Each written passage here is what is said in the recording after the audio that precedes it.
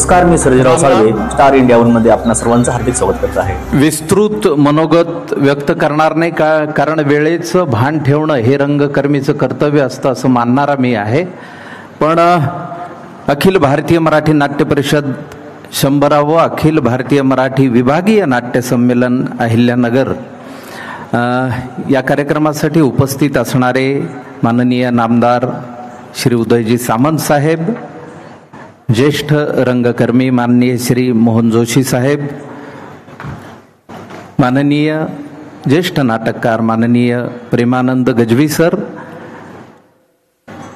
मंचावर उपस्थित माझे मित्र आमदार संग्रामजी जगताप, डॉक्टर बापूसाहेब कांडेकर, यशवंतजी डांगे, आमच्या बीडची नाट्य परिषद शाखा भक्कमपणे सांभाळणाऱ्या आमच्या दीपाताई क्षीरसागर, मंचावरील इतर सर्व मान्यवर, माझे मित्र अजितदादा भुरे, सर्व रंगकर्मी, नाट्य परिषदेचे सर्व सदस्य सभासद यांना अभिवादन करतो। काही गोष्टी सुचवाव्याशा वाटतात तेवढ्याच फक्त सुचवतो आणि माझं मनोगत थांबवतो। सगळ्यात पहिलं म्हणजे नाट्य संमेलनांमध्ये जो अवास्तव खर्च किंवा भपका होतो तो टाळण्याचा प्रयत्न नाट्य परिषदेच्या सर्व शाखांनी करावा असं माझं कळकळीचं आवाहन आहे। कारण नाट्य संमेलन म्हणजे केवळ मनोरंजन किंवा दिंडी असं स्वरूप न राहता नवोन्मेष असणारे जे रंगकर्मी आहेत, नव ऊर्जा असणारे जे रंगकर्मी महाराष्ट्रभरातील विविध गावांमध्ये पसरलेले आहेत, त्यांच्यासाठी ठोस कामगिरी होणं ही महत्त्वाची गरज आहे असं मला मनापासून वाटतं। कारण पहा, आता बराच भाग प्रेक्षागृहाचा रिकामा आहे, पण थोड्या वेळाने जेव्हा रंजन सुरू होईल त्यावेळी इथे बसायलाही जागा उरणार नाही याची मला खात्री आहे। कारण लावणी बिवणी डान्स असले की फुल गर्दी। पण नाट्य संमेलनाचं स्वरूप असं न राहता आता ज्या पद्धतीनं अहिल्यानगरच्या 100 कलावंतांनी नांदी सादर केली, मला वाटतं ती जास्त महत्त्वाची गोष्ट वाटते, किंवा 100 जणांनी जे नृत्य सादर केलं मला ते जास्त महत्त्वाचं वाटतं। कारण हौशी रंगमंच जेवढा सशक्त होईल तेवढी व्यावसायिक रंगभूमीला आपोआप दिशा मिळते, हे फार स्वाभाविक आहे। माझ्यासारखा ग्रामीण भागातनं आलेला रंगकर्मी गेली 3 दशकं मी हे बारकाईनं जेव्हा पाहत आलो त्यावेळी मला असं लक्षात आलं की प्रायोगिक रंगभूमीसाठी फार महत्त्वाचं काम नाट्य परिषदेने करणं फार गरजेचं आहे।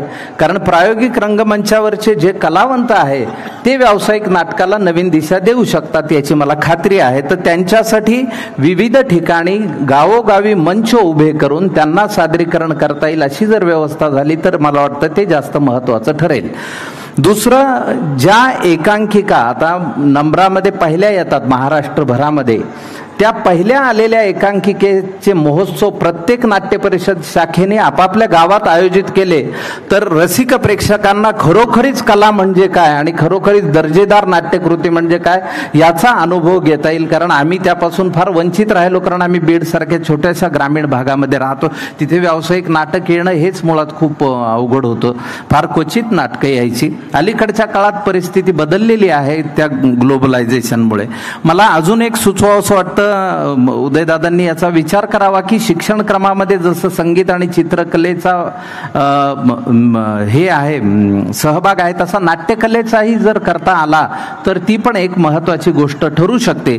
दुसरं, अलीकडे सरकारने निर्णय घेतलाय की शिवछत्रपती शिवाजी महाराजांच्या गडकिल्ल्यांवरच्या अतिक्रमण काढण्याचा। तर जे महत्त्वाचे जे गडकिल्ले आहेत त्याच्यावर लोककलावंतांच्या सहकार्याने जर तिथली इतिहास गाथा मांडता आली आणि ती शालेय मुलांना दाखवता आली तर मला वाटतं ते फार अभिनव आणि महत्त्वाचा उपक्रम ठरेल। कारण सिनेमांमध्ये नाचताना ऐतिहासिक पात्र बघण्यापेक्षा खरोखरीच या ठिकाणी एक मोठं युद्ध झालं आणि इथे खूप मोठी आपल्या ह्याच्यातले हुतात्मे झाले किंवा जे शौर्य गाजवलं गेलं ते जर मुलांना लोककलावंतांनी सांगितलं तर त्यांच्या अंगावर रोमांच उभे राहून त्यांच्या मनात इतिहासासाठी आणि ऐतिहासिक पुरुषांसाठी एक महत्त्वाची जागा होईल असं मला आवर्जून सांगावंसं वाटतं। मी अहिल्यानगरला येत असताना आमच्या मित्राचं बरेच पोस्टर्स बघितले. अर्थात राजकारणात असल्यामुळे पोस्टर असणं तर स्वाभाविक आहे, पण कुस्तीचं एक काहीतरी जंगी आणि थार बोलेरो असे बक्षीसं तुम्ही ठेवलेले आहेत.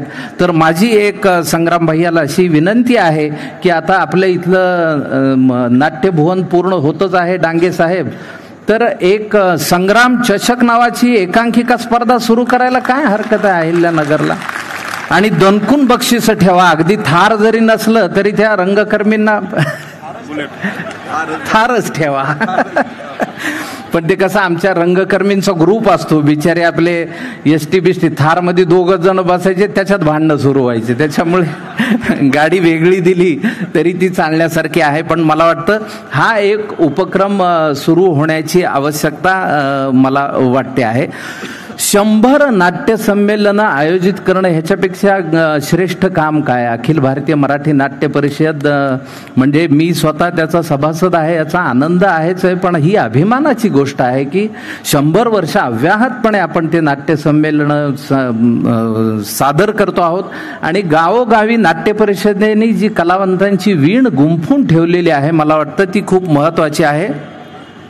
कारण अलीकडच्या काळात संवाद आणि संवेदना यामधला हरवलेला आहे, तर वाद आणि वेदना उरलेल्या आहेत. तर रंगकर्मी जेवढे मोठे होतील, रंगकर्मी जेवढे चांगले होतील, तेवढं समाजामधला एकोपा टिकून राहतो असा एक अनुभव.